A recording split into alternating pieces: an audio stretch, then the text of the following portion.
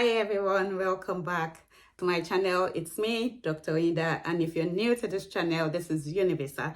And on this channel, what we do is that we share inspirational content around education, life in a foreign land or immigration, anything that can help really in life. That's what we do.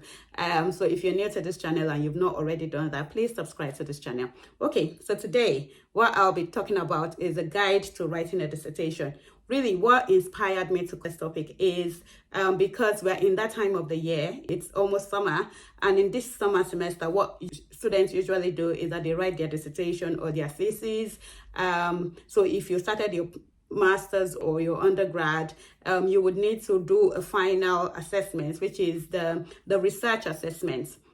Okay, so and at the end of the research, you will need to write a dissertation. Okay, so I'll just be giving a detailed guide to writing a dissertation. So an overview of what a dissertation is. Basically, it's that big, bulky piece of work that you do at the end that determines whether you deserve to get a master's if you're studying a postgraduate, or if you're studying an undergraduate, you have to get a BSc honors or something like that.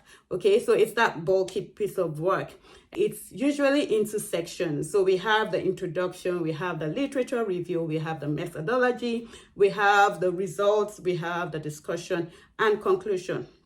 Okay, sometimes the sections are intertwined or they are joined together. It really doesn't matter. So I'm just going to follow me as I go through these sections one after the other. So I would be merging introduction and literature review because most times we tend to merge these sections together. But if you do not have to merge this, if you have to separate it, the principle still applies. Okay, so in the introduction and the literature review, which is usually like your first chapter of your dissertation, what you do is that you introduce your topic. Obviously, you would have a topic, right? So you have a topic. Now you want to introduce your topic. What are the key terminologies in your topic or around your topic? You have to define those terminologies. You have to give us context, some background as to that topic. Why that topic is important. Why is it worth doing a research on? And then you need to go into the literature review. And in this literature review, what it does mean is that you are reviewing what other people have done. So what has been done? That is you reading through people's work, telling us about some of their findings, what the implication of their findings and the likes of it.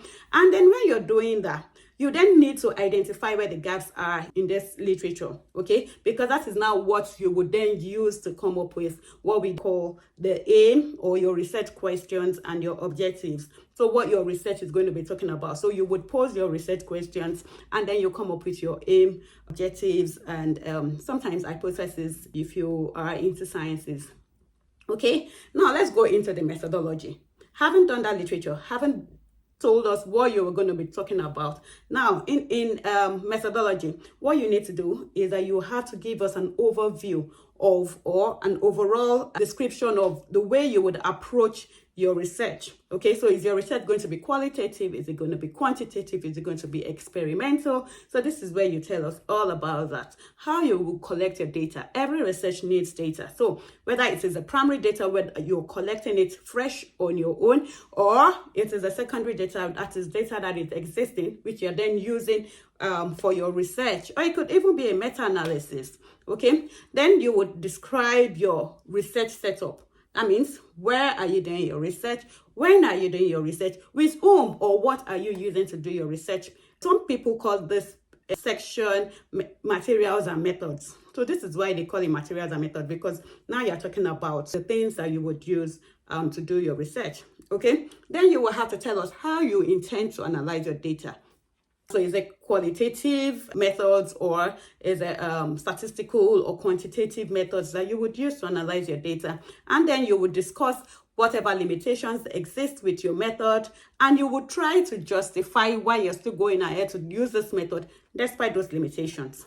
Okay, and then the next section is the result. So you can see that I am giving you detailed things that need to be covered in each section. So in the results, you start on a broad level. What are the broad results that you can talk about? Then you then go into the granular section, then you start wide and then you begin to go into more details. So that's what you do in the results. So make sure that you structure your results around questions. So what your research questions were, and what your hypothesis that you're testing, what they were. Please make sure you only report results that are useful to your questions, because sometimes you're tempted, because you did a lot of work and you have a lot of data, sometimes you're tempted to present everything. But I tell you, that's just going to water down the quality of your work. So make sure that you're only including results that are relevant to the questions, and other results you can, if you have to, if you want to report this, you can put those in the appendix section or maybe in the footnotes. And then also make sure that you visualize your results. So you use tables, you use graphs,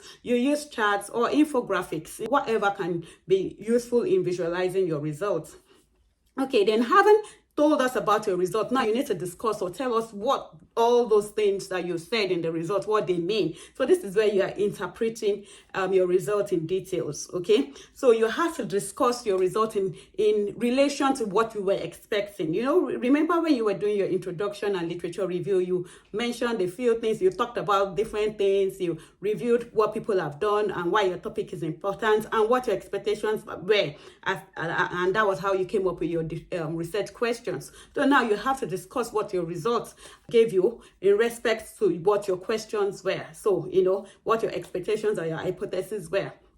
Okay, and then you try to now fit your result into the broader framework of what is out there now. Okay, because your result will not be in isolation, obviously. Okay, so you have to try to compare your results to what is existing in the literature, what other people have done, and if there are differences or discrepancies between what your finding is and what other people have done, then this is where you explain why you have unexpected results, and if there are limitations of your study, this is where you talk about those limitations.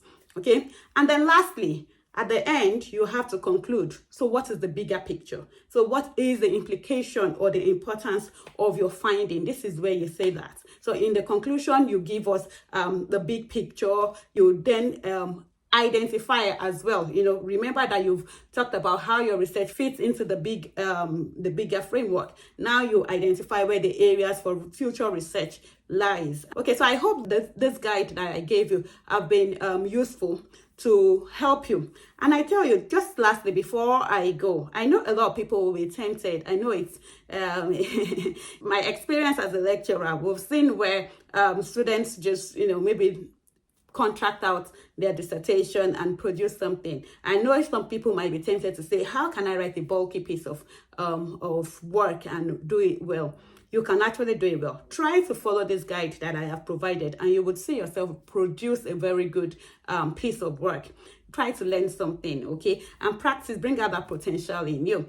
And again, another thing I would say, avoid using ChatGPT. So you can use it to help you do certain things, but please do not copy and paste what AI has done for you, because whether you like it or not, lecturers now have the ways of knowing when AI is used, and when you do not acknowledge it, you get into big trouble. So avoid using AI unethically, without acknowledging the use of AI, because you have to specify where AI was used. Lastly, sometimes people produce very good piece of work, but unfortunately they do not reference their work properly, and that then leads to academic misconduct. So please make sure that you reference properly. If you have problems doing this, if you need guide as to how to do it, that's one of the things that we do at Universal Limit, is that we help students, we guide them, we mentor them, and we coach them to be able to succeed in their academics. Okay, so you can contact us if you need some help doing this, or guiding you with your dissertation or your thesis or whatever piece of assignment that you have to do and you're struggling with. Okay, so having said that, if you find this useful, please like, okay? Comment in the comment section as well, and share with other people, because you might just be helping one person. So you just share with other people, and subscribe if you have not done so. And I'll be back again next time to bring some useful information. Until then, see you, bye.